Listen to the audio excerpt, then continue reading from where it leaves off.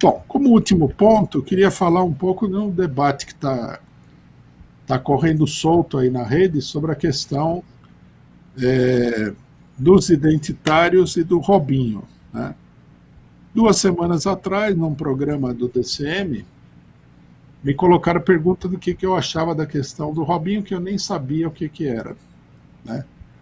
Tinha acabado de aparecer na imprensa. Aí me explicaram que ele estava acusado de estupro e que estavam pedindo a cabeça dele em relação a contratação dele pelo Santos. Eu, na hora, respondi, dei uma resposta padrão. Falei, eu acho que tem que tomar muito cuidado com essa questão, porque essas histerias aí de perseguição de pessoas por causa de crimes, isso aí inevitavelmente joga água no moinho da direita. Bom, aí o debate se desenvolveu, né? É evidente que eu vejo aí que algumas pessoas, né, alguns setores da esquerda mais pequeno-burguesa que tem no Brasil, tipo Jones Manuel, Sabrina Fernandes, saíram aí no ataque contra o PCO imediatamente, tentando dar a entender uma coisa que é extremamente boba e que desqualifica essas pessoas aí para o debate político, que é que nós defendemos estuprador. Quer dizer, o que significa defender um estuprador? Significa que a gente acha normal ou até mesmo positivo que um homem estupre uma mulher. Quem tiver a capacidade intelectual de acreditar numa coisa dessa, por favor, né, acredite. Gerou-se todo um debate que nós esclarecemos em algumas oportunidades e a gente precisa esclarecer aqui de uma maneira mais abrangente, né? Qual é o fundo desse debate? Primeiramente, o debate não é simplesmente um debate sobre o estupro, o eventual aí estupro do Robinho, a condenação do Robinho e a contratação dele pelo Santos, etc. e tal. O debate aqui é um debate muito mais abrangente. É um debate entre as concepções marxistas da sociedade e as concepções pequeno-burguesas, ou a gente poderia dizer até burguesas e até mesmo pró-imperialistas da esquerda chamada identitária. Né? Aqui é que a gente tem que esclarecer o debate. Nós, com o Robinho, sem Robinho, com isso, com aquilo, com tudo aquele outro, nós somos contra essa ideologia do chamado identitarismo. É isso que é preciso explicar com toda clareza. Né? Nesses dias aqui, um companheiro falou o seguinte, fulano levantou uma crítica contra nós, né? A mulher dele é feminista.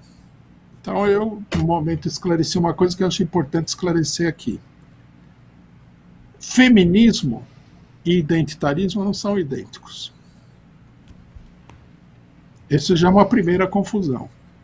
Logicamente que os identitários procuram mostrar que o único feminismo é o feminismo deles. Mas não é verdade isso daí. Nem todos os movimentos feministas, historicamente e atualmente, foram identitários. O identitarismo é uma teoria nova. É um determinado desenvolvimento ideológico. Por exemplo, o feminismo existe desde o século XIX. Provavelmente naquela época não tinha o nome de feminismo, mas se discutia muito o problema da mulher. Havia várias concepções, e aí que se começa a criar um movimento feminista. Esse movimento feminista não tem essas ideias de hoje. Né? A ideia, por exemplo, de que você tem que se utilizar, né? Por exemplo, aumentar penas para crimes contra a mulher. Essa é uma concepção muito recente. Ela não existia anteriormente. Então, a primeira coisa que a gente tem que fazer é não confundir. Há muitos feminismos, historicamente. E nem todos eles, ou a maioria deles, nunca foram identitários. O identitarismo é uma determinada doutrina. Eu inclusive, vendo as formulações de muitas pessoas, eu acho que as pessoas não entendem isso, né? E se deixam influenciar pelas posições identitárias sem se dar conta do que eles estão fazendo. Então, a primeira questão que eu acho que é importante separar é essa. Segundo lugar, o feminismo é uma corrente política que surge entre as mulheres pequeno-burguesas e burguesas. Também não é marxismo. E o marxismo não é parte desse movimento feminista. O marxismo tem a sua própria concepção sobre o problema da mulher. É outra coisa que nós não devemos confundir. Né? Se você falar que um marxista é feminista, é só num sentido muito geral. Mas o movimento feminista é uma coisa e o movimento marxista é outra. O movimento feminista sempre foi um movimento democrático. O movimento identitarista não é democrático. Mas o movimento feminista, historicamente, foi democrático. Por exemplo, as feministas inglesas, que eram muito radicais, no final do século passado, né,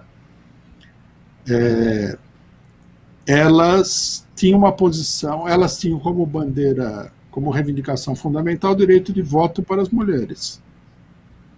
Elas acreditavam que se as mulheres votassem, né, isso poderia fazer avançar muito a situação da mulher. Logicamente que o direito de voto é uma coisa importante, porque se a mulher não tem nem o direito de voto, ela não tem posição política nenhuma dentro da sociedade, ela não tem poder político. Agora, a ideia, né, de que você, através do voto, possa resolver substancialmente o problema é a ideia de um setor democrático. Os marxistas, na mesma época, defendiam o direito de voto para a mulher. Era uma reivindicação também essencial. Mas o que eles entendiam? Que o direito de voto da mulher, né, faria com que um setor importante da classe operária ingressaria na luta política, né, aumentaria as forças operárias em aproximadamente 50%, daria ao movimento operário uma maior consistência, porque a mulher é um setor duplamente oprimido e explorado dentro da sociedade e tudo mais. Já dá para perceber aí, nessa época, que as posições eram completamente diferentes. Os movimentos feministas e o marxismo estavam aliados, mas não eram idênticos, nunca foram idênticos na realidade. Isso é uma outra coisa que muita gente não entende. Eu vejo aí gente falando que é marxista, que não sei o que e tal, e fala que é feminista, que é identitário, que isso, que aquilo. É um caldeirão das bruxas político. Né? O marxismo tem uma posição sobre a questão do feminismo que é peculiar a ele. Sobre a questão do feminismo, não, perdão. Sobre a questão da mulher, que é peculiar ao marxismo. Né? Primeiro, uma coisa que é muito importante, eu acho que muita gente não entende, é que os marxistas foram dos primeiros a procurar analisar de uma maneira mais profunda a questão da mulher. A relação da opressão da mulher com o desenvolvimento econômico da sociedade. Né? Engels escreveu um livro para mostrar que a mulher, o problema da mulher tem um caráter histórico, né? Que está ligado ao surgimento da propriedade privada e tudo mais. Né? É a primeira tentativa, e uma tentativa brilhante, de mostrar como a mulher acabou sendo escravizada dentro da sociedade por força de um desenvolvimento social que tem a ver com o desenvolvimento das forças produtivas e das formas de propriedade. O que ele queria mostrar, e ele mostra efetivamente, é que a opressão da mulher não tem nada de subjetivo, não tem nada de hereditário, não tem nada de que decorra da constituição da mulher enquanto tal, mas foi um processo social. Que à medida que a sociedade começa a se desenvolver no sentido da criação da opressão, né, com o surgimento da propriedade privada, começa a se constituir uma situação de opressão da mulher. Então, essa é uma outra coisa que é muito importante. Não confundir marxismo com feminismo. O marxismo analisou toda a questão e o marxismo foi a única teoria, a única doutrina que apresentou uma solução efetiva para o problema da mulher. Né? Os marxistas primeiro mostraram que é preciso derrubar o Estado capitalista para acabar com a opressão da mulher. Mas não é só isso. Né? Vários marxistas, né, e num clássico do marxismo sobre a questão da mulher, que é A Mulher e o Socialismo, se apresenta, né, a solução do problema da mulher. Quer dizer, para libertar a mulher, né, essa é a tese do livro, libertar a mulher completamente é preciso, né, acabar com as condições econômicas que aprisionam a mulher à escravidão doméstica do lar. Então, nesse livro famoso do líder social-democrata alemão, August Bebel, ele mostra que é preciso socializar a vida doméstica para acabar com a escravidão da mulher. E que isso só pode ser feito, né, por meio da destruição do capitalismo. Quer dizer, o caminho para a libertação da mulher para os marxistas é a revolução proletária. Aqui há muita confusão, né? Há uma calúnia que é frequentemente formulada contra os marxistas, que é o seguinte: o marxista não vê a questão da mulher enquanto tal.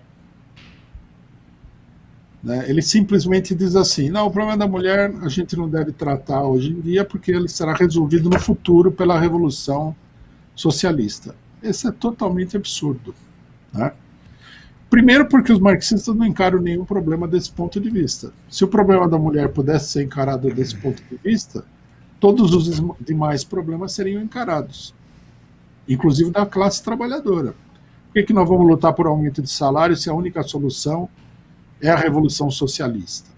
Né? Mas os marxistas já explicaram que a revolução é um fim que só pode ser obtido pelo meio da luta por reformas. Reformas econômicas, reformas democráticas e etc. E a questão da mulher, em grande medida, é uma questão de reformas democráticas. Quando se exige o direito de divórcio, o direito de aborto, a criação de condições, são direitos democráticos. Quando se exige a criação, por exemplo, de creches para que as mulheres possam trabalhar e ter um lugar onde deixar os filhos, é uma reivindicação de caráter econômico, que é uma reforma que conduz a luta para a revolução. Quer dizer, nenhum marxista sério, né, vai ignorar a importância de todas essas reformas. O que acontece é que há pessoas que se dizem marxistas, mas que não têm uma compreensão do que efetivamente é o marxismo. Então, eu já vi essa formulação em muitos setores de esquerda, inclusive setores de esquerda que se aproximam desses setores identitários, que falam que o problema será resolvido pelo socialismo e o problema da mulher é o problema da classe operária. Quer dizer, só haveria o problema da mulher para a mulher operária. A mulher burguesa não tem problema. Não é verdade isso daí. O problema da mulher é um problema em si. Né? O que sim o marxismo diz é que quem vai lutar efetivamente pela libertação da mulher é a mulher operária. Não é a mulher burguesa. Né? É a mulher operária, inclusive porque os problemas da escravização da mulher, eles são muito mais fortes, eles são muito mais intensos no meio da mulher, no meio da classe operária, onde a mulher encontra enormes dificuldades para ser independente, né? Uma mulher burguesa, por exemplo, vai contratar uma empregada e não vai fazer trabalho doméstico. Não quer dizer que ela está emancipada, não. Isso daí não existe. Mas significa que as condições para ela são muito mais suaves. Né? Então, quem vai efetivamente lutar contra a escravização da mulher é a mulher operária. O que é diferente de dizer que só a mulher operária é oprimida. Não é verdade. A opressão da mulher, como o próprio nome diz, né, muita gente ignora isso, é uma opressão que diz respeito, né, a uma parcela da população que é do sexo feminino. E não que é uma opressão que surge de uma determinada diferenciação social, simplesmente. Né? Operários e capitalistas. Então, quer dizer, o marxismo ele tem as suas próprias concepções sobre a questão do feminismo. Isso é preciso, nós precisamos enfatizar isso na nossa propaganda, né? Porque nós devemos lutar por uma posição política correta. Né? As posições que são puramente democráticas, no caso do feminismo, nem falar das que são antidemocráticas, não vão resolver nunca o problema da mulher. Porque não tem uma perspectiva geral para a resolução do problema da mulher. Não tem uma doutrina de como esse problema se resolveria e qual seria a solução efetivamente para o problema. Em que condições que a mulher seria livre?